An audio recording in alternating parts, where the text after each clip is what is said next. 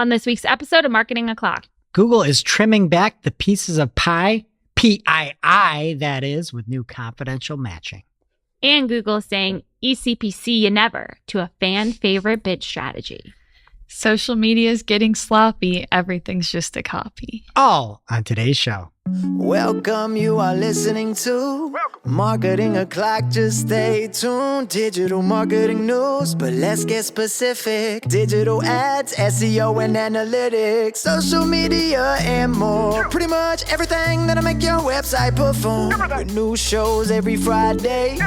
We give you the news with sass and puns and definitely hot takes. Thank you for tuning in. You know what time it is.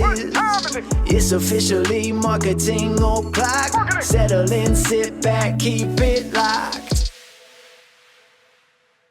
Hey there, I'm Christine Zernheld. Okay, Shep. I'm Julia Mateer, And I'm Greg Finn. and it's officially Marketing O'Clock. Here on September 13th, 2024.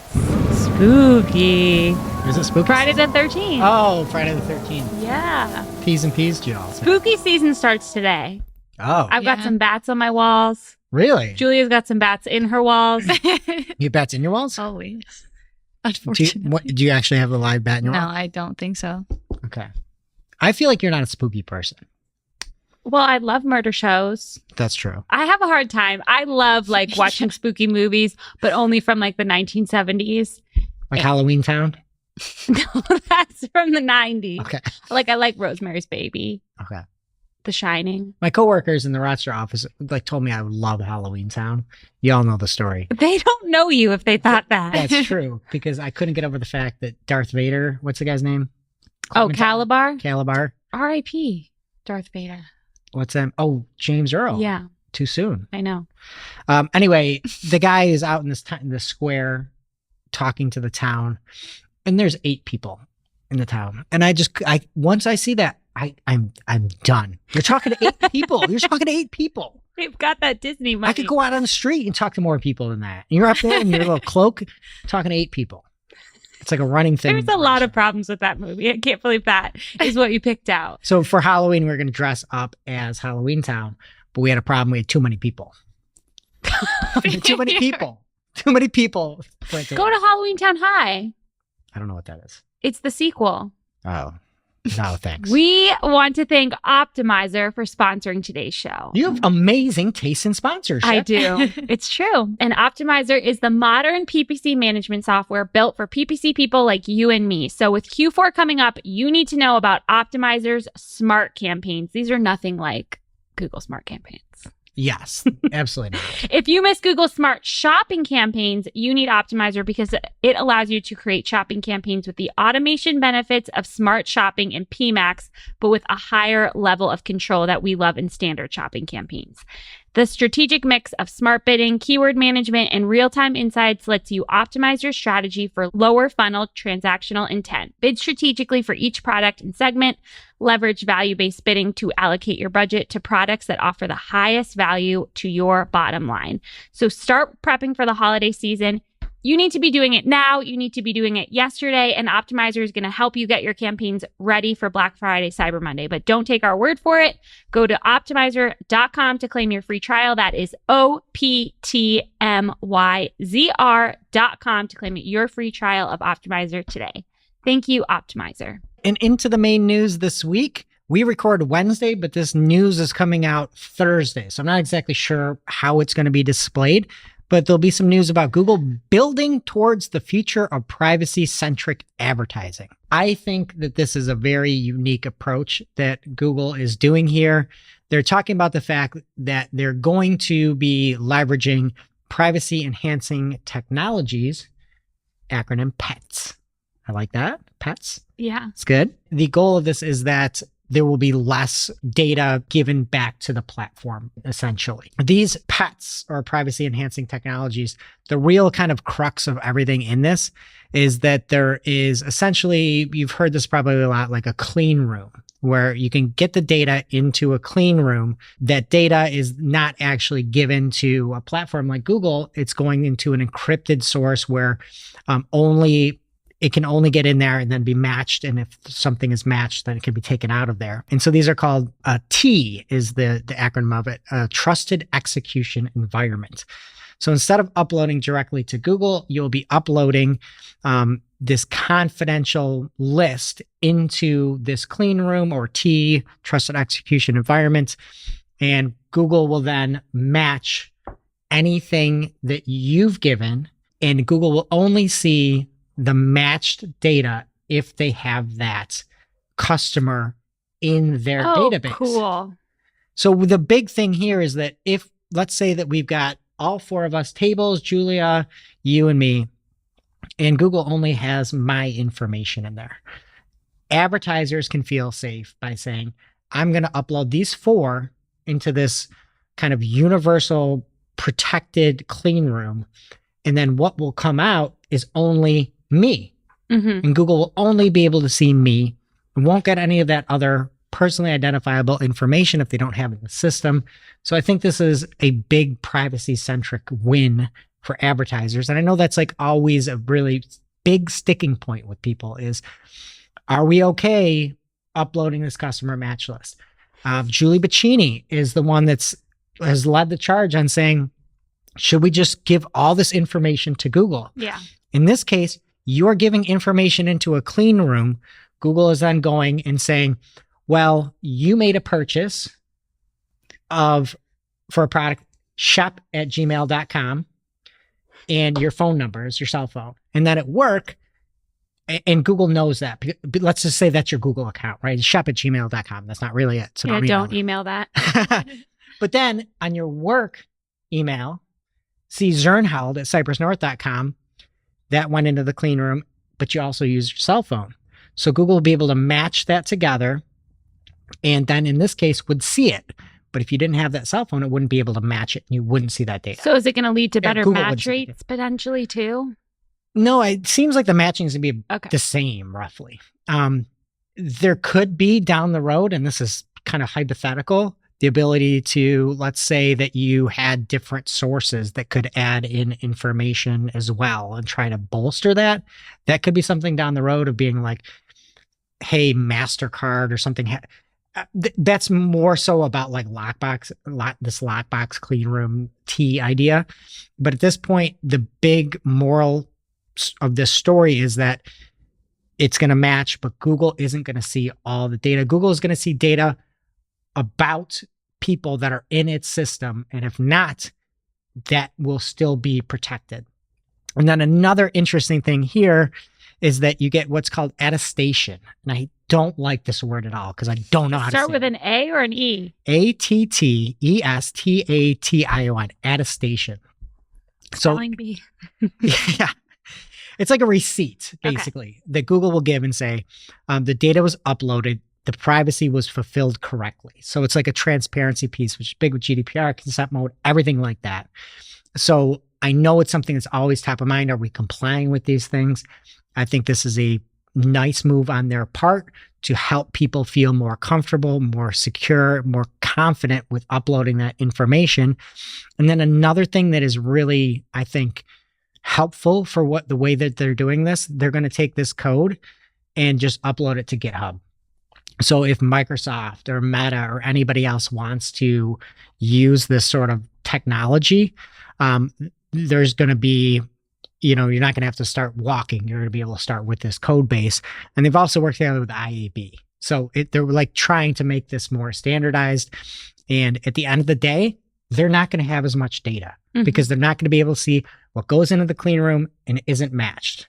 They're only going to be able to see what's matched.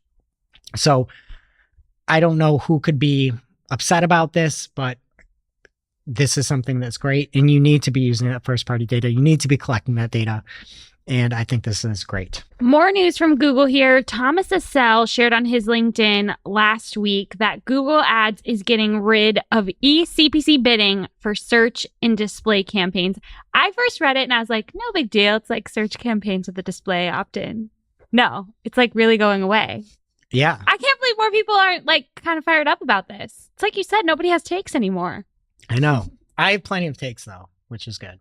about this in particular? Sure, I'll go on a take quake. You want me to get through it, or do you No, want to go just- take quake now? You go. I want to hear your take. So important to note here, this is not applying to manual CPC. You can still do that for search and display campaigns.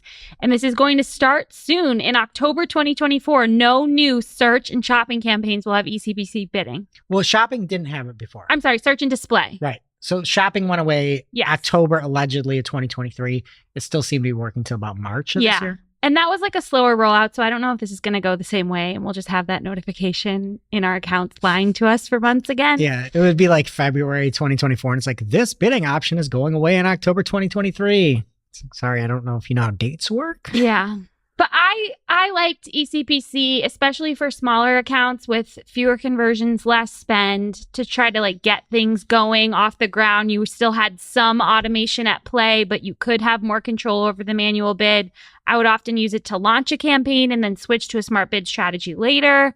So now I guess we're going to have to do that with manual CPC instead, which in shopping campaigns, I feel like I've mostly noticed it's meant like a higher average CPC. Like yep. where it's playing out is it's not lowering the bid for people that are worse, Agreed. that they think aren't going to convert. So that's a bummer. And performance definitely has gotten worse. Yeah, with that. for those manual And campaigns. the shopping side, and assuming it will be the same if you were on eCPC and get moved to manual CPC. Yeah. So again, starting in October, you will not be able to make new campaigns with eCPC bidding for search and display.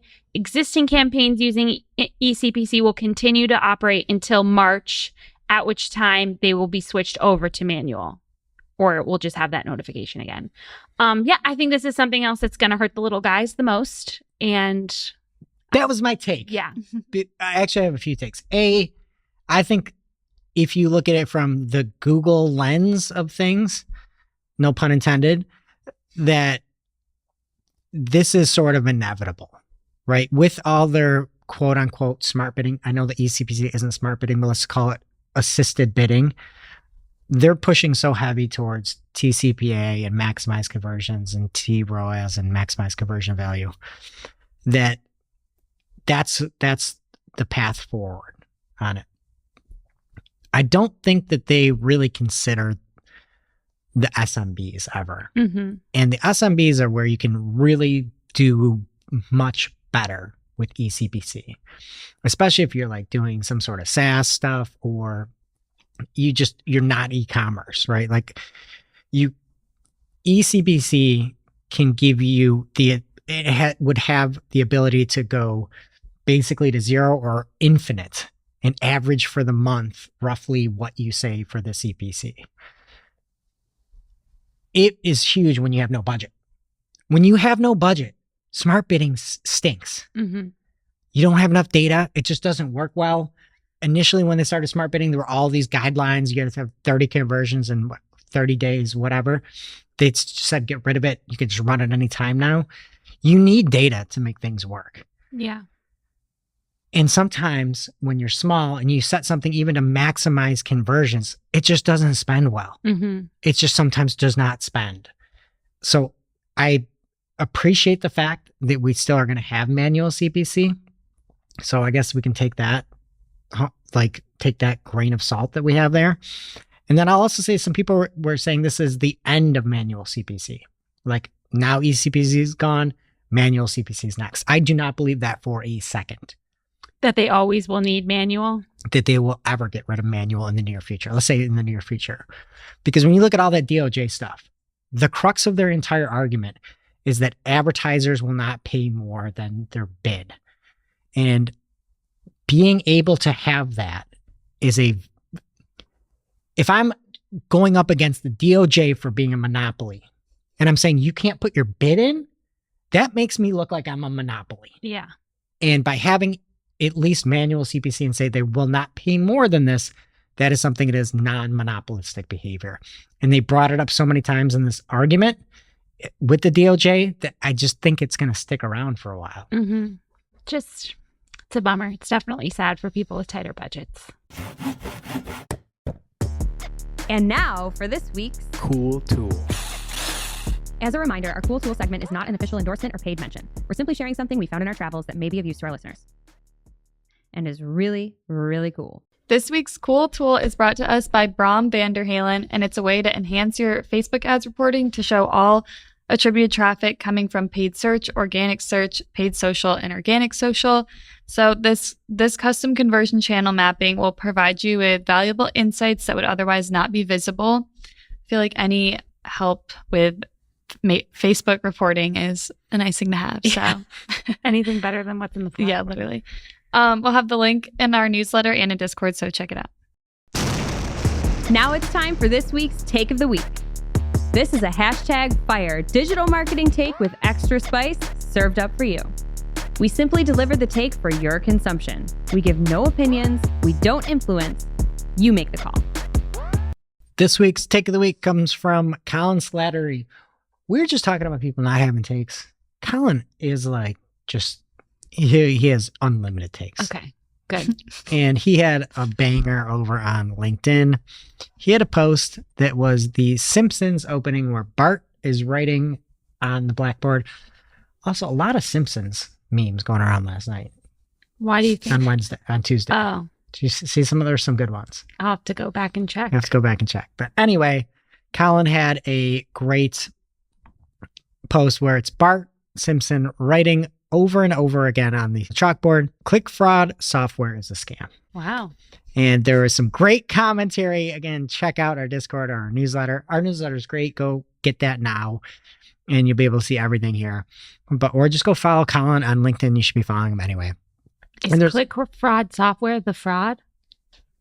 Maybe, but Optimizer's own Nava Hopkins jumped in and said, hey, you could do all these things with scripts as well. There was another click fraud-esque provider that had jumped in. I believe they're Lunio is the name, and they gave some different opinions. Just a great back and forth. Higman was in there talking about how do you look and see and find if somebody's using click fraud software and how to undo it. And then there were a lot of people that had horror stories with click fraud. Yeah. And that's typically what I see. I don't know about you. Yeah, I've had a lot of nightmarish situations of undoing it in multiple client accounts. So again, maybe I'm biased on this, but that's a great take, Colin. Thank you. Now it's time for this week's Pew Pew Lightning Round.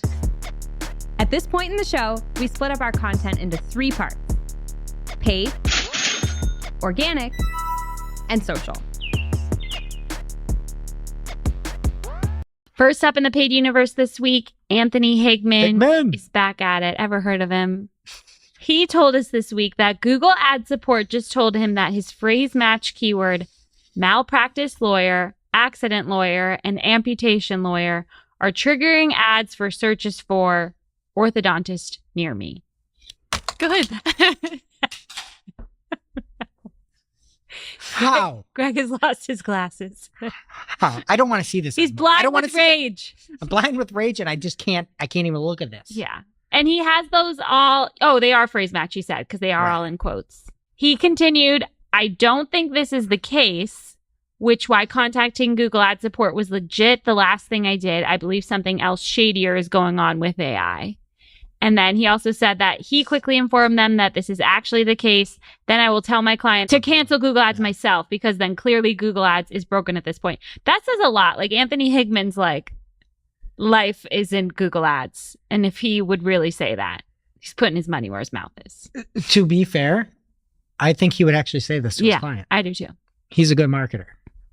You can't have a lawyer that's saying the phrase in phrase match, still called phrase match,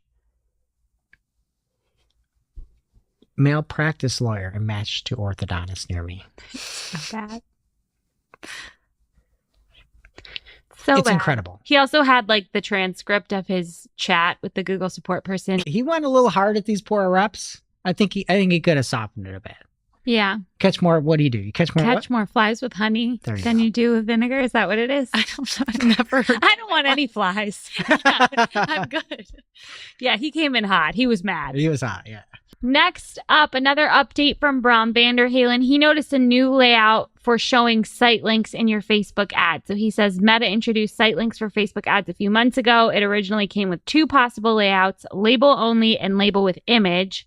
And then he says, I just spotted that Meta added a third label overlay on image layout to show the label as an overlay on your site link image. You guys are going to have to look at the YouTube video to see this, but it does look pretty cool. He says these images are pulled in from the landing page attached to your site link. So if you want to control the images, you need to update your landing page images. So it would be cool if you had more control over them, but it seems like a nice find. It's also only on mobile right now. How are you guys when you deal with like bad customer service?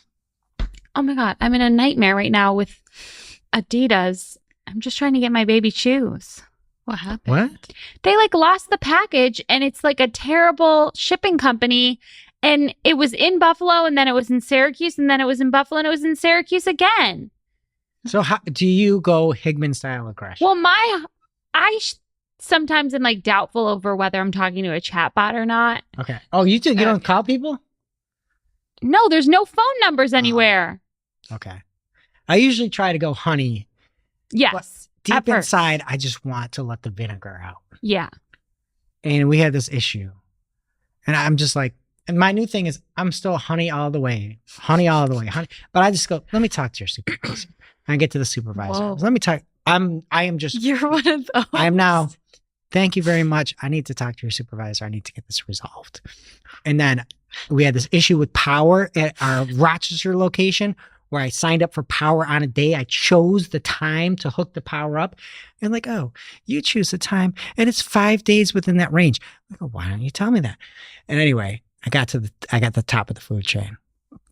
And the woman's like, I am actually at the top of the customer service. I'm like, Cassandra. To your supervisor. Cassandra, I would really like to talk to somebody that can help me resolve this problem, and you're not that.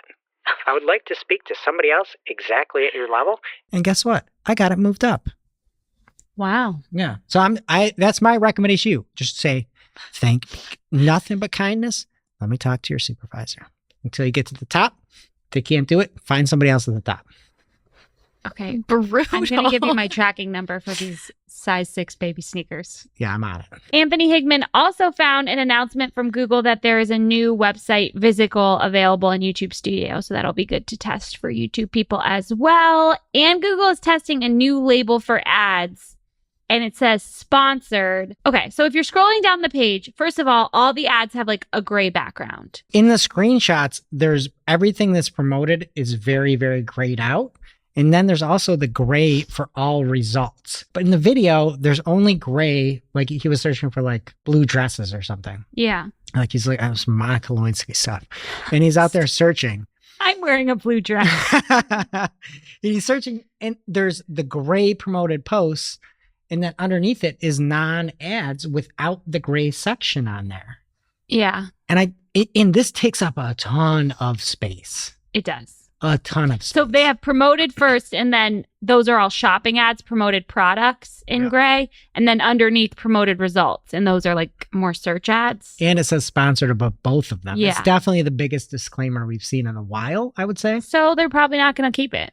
That's what I think. And then the fact that there's no delineation between like the promoted results and all results in some cases, like, I don't think this is a plan. I think this is like a concept of a plan. Mm-hmm.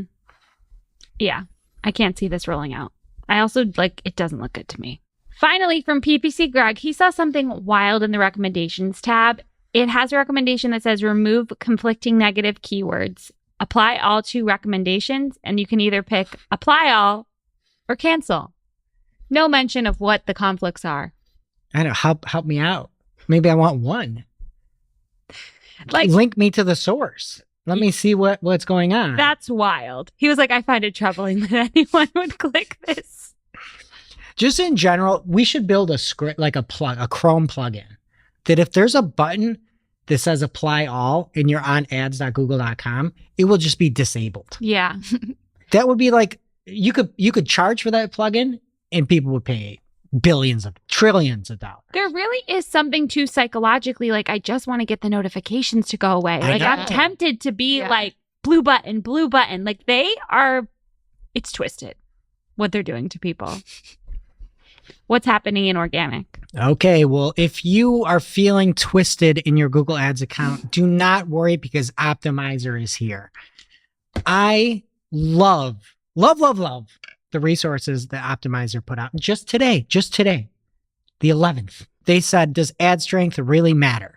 Turns out there's no direct correlation between ad strength and performance. Performance boils down to more than Google's ad strength suggestions, and it goes through a variety of data. They put out information about, does pinning affect ads? They have these great threads. You need to go follow them on every social media account that you have. They put out amazing threads about this. But even more so, they go through and look at the data and help you get better. Mm-hmm. You can just, let's say that you don't have the budget in 2024, and maybe it's a 2025 play to actually get Optimizer, the tool. They can still help you get good today. They can still help you for the holiday season that's coming up here. There was just a phenomenal post from Nava Hopkins where she talked about ad strength in creative study, data learnings from 1 million plus ads. And in here, there was an incredible amount of information, incredible amount of data. I mean, she's going through and looking at the headline length in demand gen campaigns in the ROAS across 1 million accounts. You can't find this information anywhere else. And Optimizer is here to make you better. They're also, I am super excited for the PPC Town Hall premise that's happening in Q4. Ashwin at the Copy Trail from Optimizer, a must follow, talked about the fact they're getting new guests for paid search, paid social, and Amazon. Solution focused, but realistic about BS. Whoa. That's going to go on my headstone. Right? Like, they do the work. They help you get better. And it's just the beginning. They also show the data.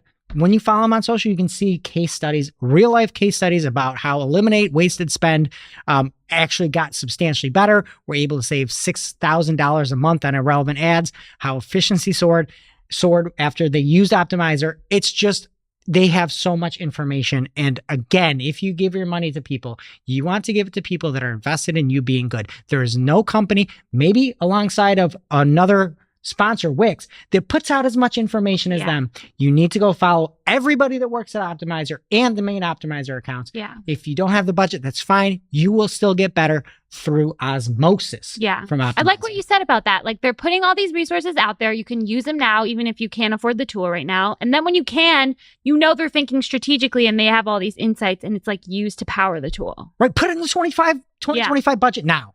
Yeah. Just go do that. If you've got a budget somewhere, just go do that right now. And then go follow them next. Mm-hmm. So it's optmyzr.com or optmyzr on any social platform, and go check out the resources section. There is no better source for aggregated data that can help you get better today. All right, and on to the organic news here this week from by way of Glenn Gabe from TechCrunch. It appears that YouTube is going to have AI detection tools to protect against copying creators' likeness, including their faces and voices.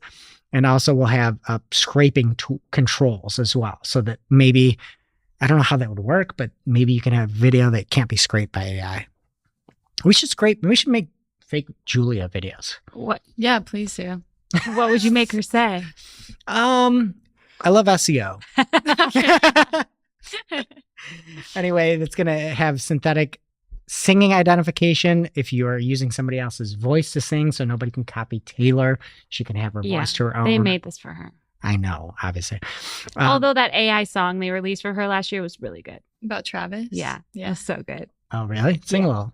I'm so glad my Travie made it to the big game. That's all I remember. Yeah. It was good. And they're breaking up in 17 days or something? No. All right. Interesting news. If you want to follow along real time with a website going through some ebbs and flows, this is from Talib Kabra at Talib Kabra on X. NerdWallet cut its workforce by 15% last month as they reported losses of $9.6 million and dropped 42% in organic traffic since March 2024. There are some graphs here that show a very steady, steep decline. And then there's one other funny thing that Talib had said. He said, this is interesting. They noticed this subfolder named A dropping like hell in March 2024. So they changed the subfolder to P, which is just funny. But I actually know one of the SEOs, I don't know if he's still there, from NerdWallet, but their whole thing was always like quality. But I don't think I've ever like seen completely like junk articles from over there. So I'm like surprised with it. Somebody else had chimed in and said a lot of it came from credit cards. I wonder if that like Google's credit card tool where they had like 100,000 credit cards or whatever it was less. It was like 50,000. Mm-hmm. Like if some of that took away some of that traffic, if it wasn't actually like they lost rankings, but 0-click Google searches, that'd be interesting to see. Next up from Google, there is a new try it on feature. It's not really try it on. I don't know why they call it try it on, but you can virtually now try on dresses. So if you want to see what you look like with a blue dress, hopefully there's no stains on it. You can now see real model sizes extra, extra small to XXXL. And the one thing I really like about this is you can like choose the model you want to see it on. You don't have to like take scantily clad selfies of yourself. There's these models that obviously got paid to do it. And it's like medium in different heights. Yes. That's cool. You can, and easily when you hover over somebody, you can see their height, so you can see what it might look like. So I think this is really cool, and it's coming to dresses. So whatever. Also from Search Engine Roundtable, something I can't use. Never bought a dress. You could though. I could show the calves Never off. say never. All right. And then from Search Engine Roundtable, the Google search ranking volatility is still heated a week after the core update. I am just happy that data for SEO didn't blow a head gasket with some of these charts because it's still flatline. It's still like redlining. Ooh. Yeah, a lot of volatility still going around. Okay, and Google is supporting rich snippets for ineligible region properties for video. So if you're somebody that can't show a video in the EU or vice versa, you can now have essentially like ineligible regions. So you can say this video is ineligible in the US.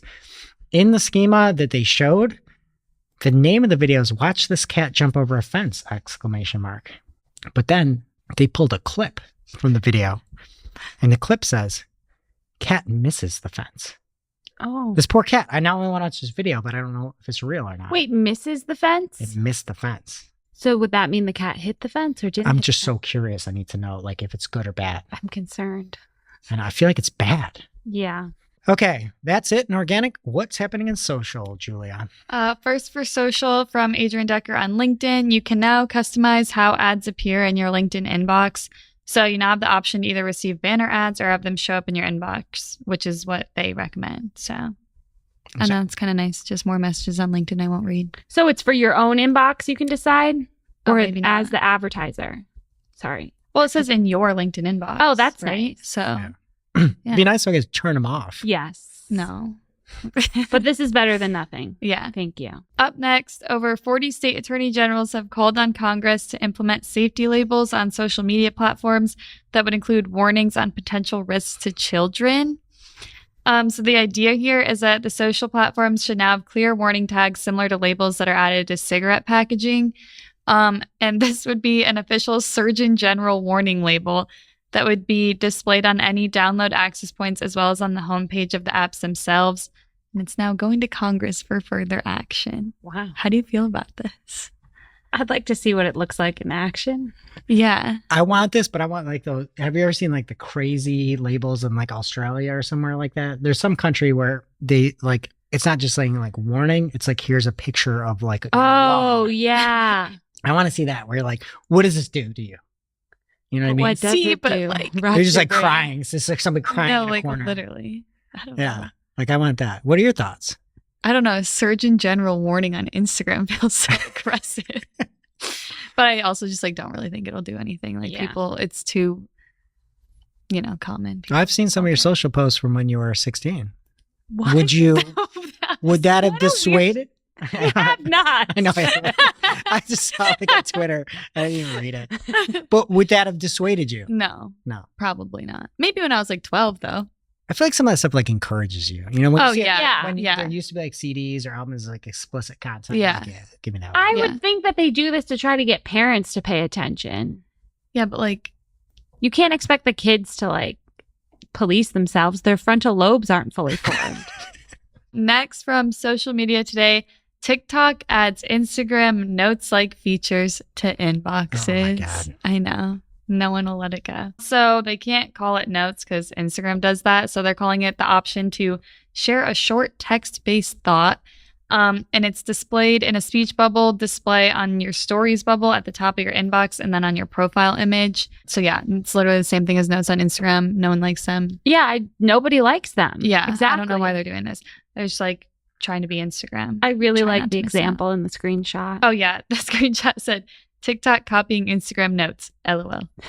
So Do you don't use notes? No, Do you use She's notes? used them before. for to make it turn pink when they turned pink when it said demure.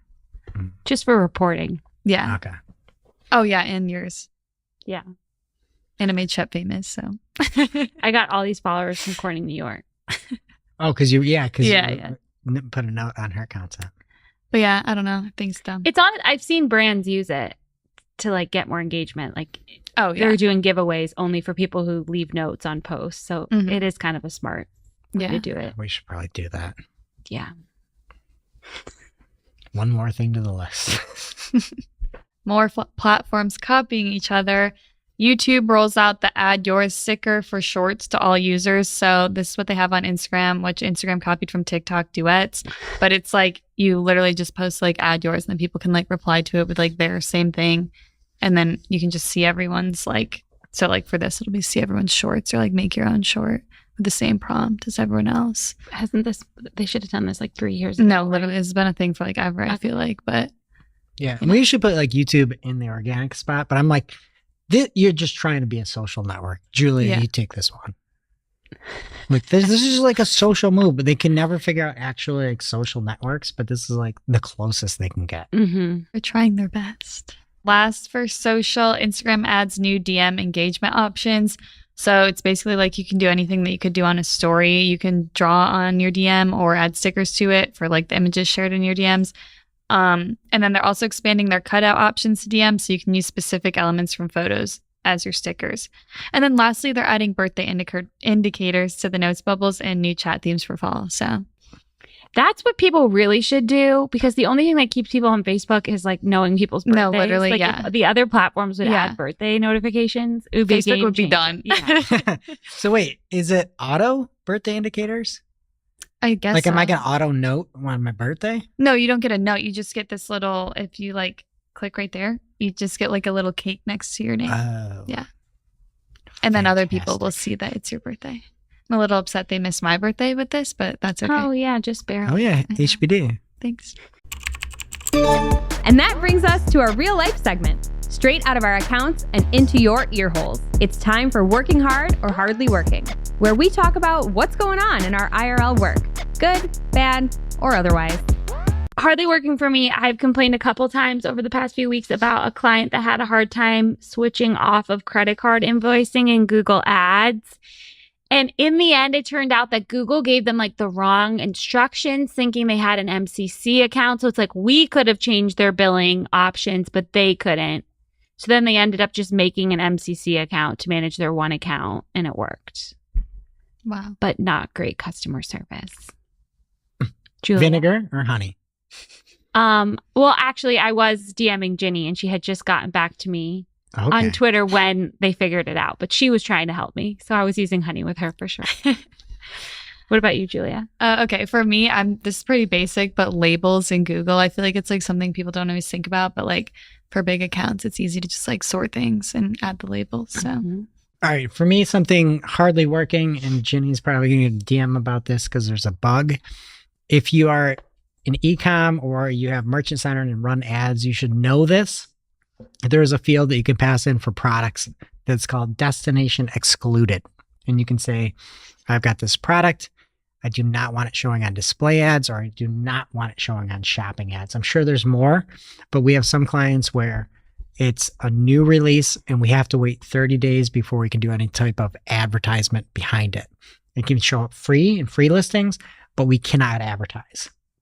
It's an agreement, like we just can't do it. We have to wait 30 days and then we get to go. So for this client, we sent everything through with destination excluded. It shows up right there in the product. It's an attribute. It's working properly. It's 100% correct. We are saying do not show in display ads and do not show in shopping ads. And since we got moved to Merchant Center next, those products are somehow making it to auction. And so we're manually going in and removing these IDs out of the ads because we have to get these gone. But that's like not a sustainable way to live your life. It just does not work. It's so manual, and there's so many issues and errors that can come from it. In Merchant Center Next, if you have destination excluded, there is to the right of the product something called status, and you can say visibility preference. And it is auto turned on to show on Google, and then another checkbox underneath it to show in ads. So this status and visibility preference does not look at the destination excluded attribute that you're pushing through to the product. So to me, this is a major bug. Yeah. This thing needs to look and say, is this available to show in ads? Maybe they need to change the destination excluded to just ads, because there's not display and shopping in these checkboxes. Mm-hmm. But we're passing this through. It's not recognizing it. We're doing everything correct, but Merchant Center Next has it auto checked on to show in ads and is overriding our destination excluded Not good. attribute. This is very technical, but if you run shopping, you should know this. Yeah. Now it's time for this week's ICYMI. ICYMI people. This is something you just might not have seen. Maybe something that you overlooked, but you shouldn't have. ICYMI people, Thomas Assell posted on LinkedIn this week about his Google Ads scissor model that he uses to understand the importance of the growing gap between keyword and search terms. So this is the idea that he's saying, like, the gap of the scissors, you're like opening the scissors slowly and the gap is getting bigger and bigger. I might have used like a different, Literally anything else. but it does get the point across. And the graphic, I mean, it really helps. So he's talking about how it's just growing wider and wider, like even for phrase and exact match, the intent between your actual keyword and what's in the search term report gets bigger. So he says, how can we address this? And he has some strategies like negative keywords, search term report scrubbing, bid strategy. So he says targeting TROAS or lowering TCPA can help you get better queries.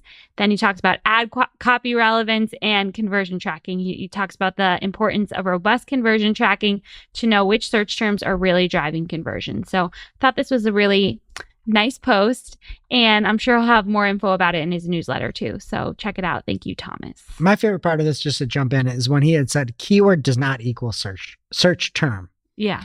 And I think so many people miss that. In that example you gave earlier with Higman on that matching, is I love the fact that he's trying to explain this, and the last checkbox in the visual is you can be matched sometimes without any logic. Mm-hmm.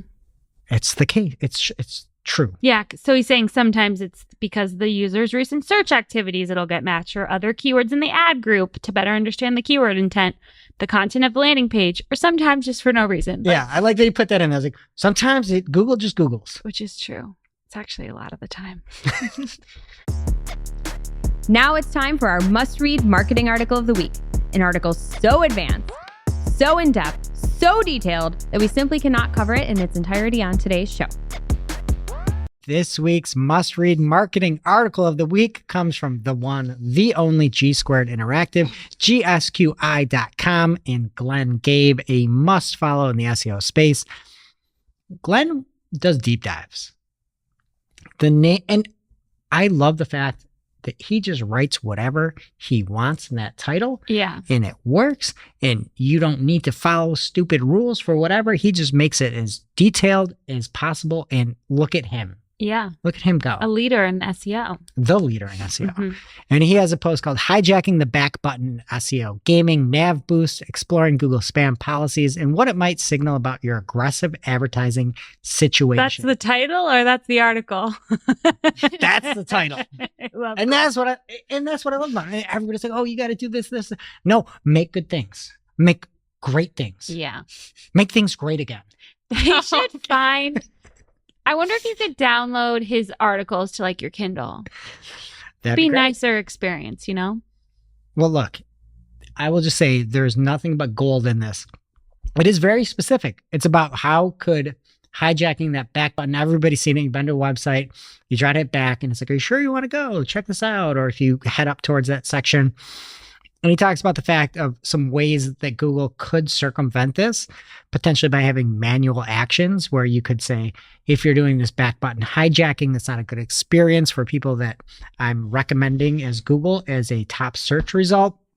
And then he kind of pulls like some twists and turns and different things to consider before you go either of these routes and says, but it could be a nav boost twist. And we saw all this nav boost come out in those leaked documents. And he says, but wait, is hijacking the back button actually providing nav boost with a negative user experience?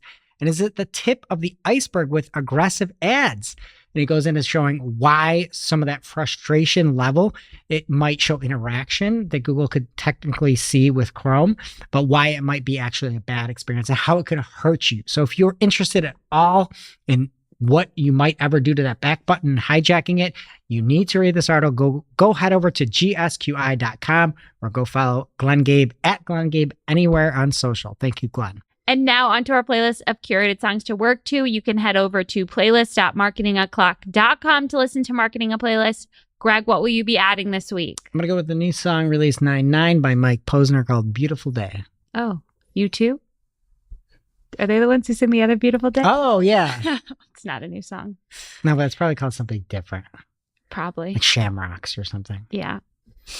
I'm going to go with from Cowboy Carter, Ya Ya. Beyonce doesn't seem to care that it wasn't nominated for any CMAs, but I'm enraged. So wow. I can be mad upsetting. for her. Yeah. No, the U2 song is definitely called Beautiful Day. What a bad idea for a song. Why would you name it after like a popular song? There's so many songs all Yeah. called the same thing. Oh. Anyway, I'm going to add Pink Pony Club by Chapel Roan. Oh, great song. All right, that does it for today's show. It is now officially not Marketing O'Clock. Thanks for listening. We miss you already. We can't wait to see you next week. Thanks for listening to Marketing O'Clock. If you're looking for more information on today's topics, head over to marketingoclock.com/newsletter to receive every single article we covered. We share the news as it breaks in our Discord community. Head over to community.marketingoclock.com to join. Welcome to this week's Shootin' the Heck. We're after our famous Friday news show. We don't talk about marketing anymore. We just Shoot the heck. What are we playing today? Today, we're playing everybody's favorite game. Two kinds of people. We're going to figure out what we all do in the scenario where there's a very common thing that you do on one side, and then there's only like one other alternative. Which one are you? Okay. What side of the fence are you on, Shep? Well, I'm on the side that this is not my favorite game, just for the record. Well, that's not an option because this is everybody's favorite game. Okay, this came from our lunchroom conversation. There are two kinds of people. People that give up easily on a TV show, say, I've had enough, or in a book, I've had enough of this. This thing sucks. I'm not going to finish this out. Or there are writers that'll finish the whole thing, even if it's hate watching, being like, I wish this was back in the, like it was back in the day. But there are two kinds of people. People that quit early or people that stick it out to the end. Depends on the show and the book. No, it doesn't because there's two kinds of people. So, Julia, how about you? I 90% of the time stick it out, especially with a book. As soon as I turn one page, I'm like, I have to turn them all. So Okay. I'm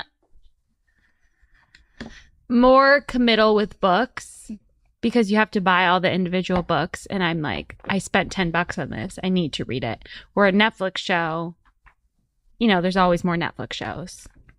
So I would say for books, I'm the one type. For shows, I'm the other. Okay.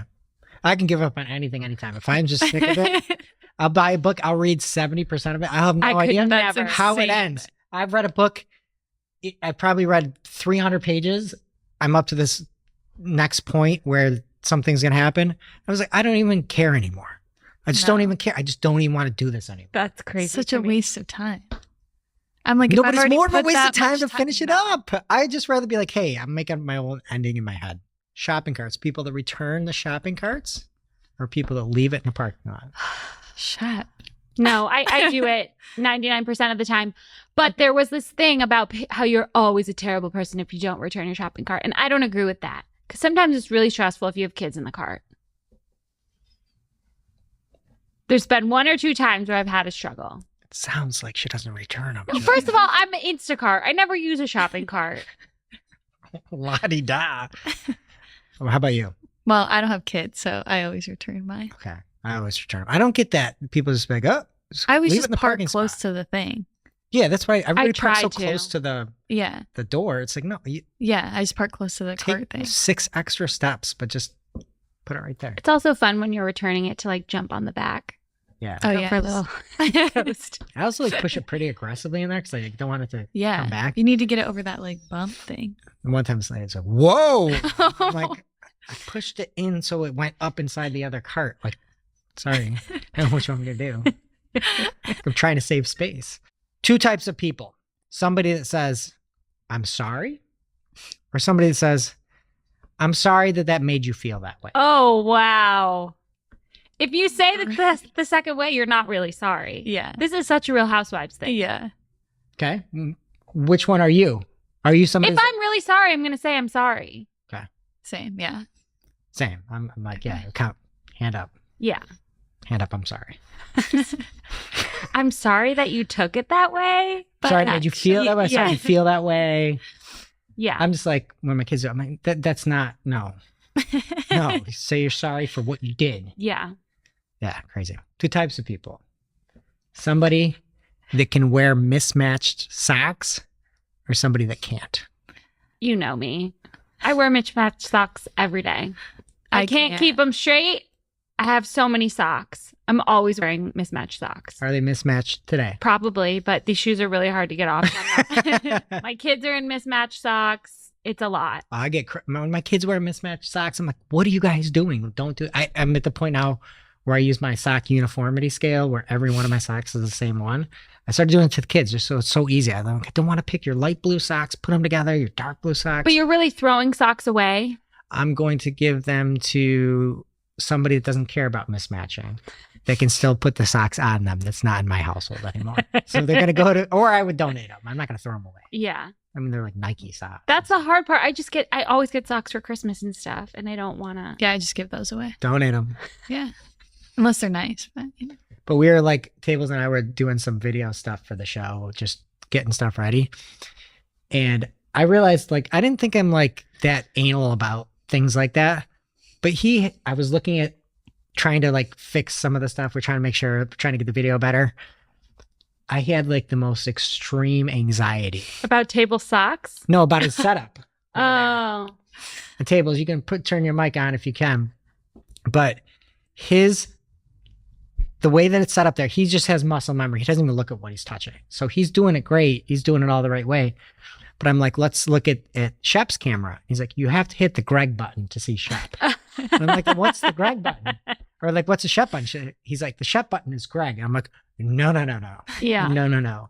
And then I had to fix it just for my own sanity and then use all new pictures and all that stuff. Is that true, Tables? Greg was like, I have so much to do today, but I have to get this done right now because it's bothering me.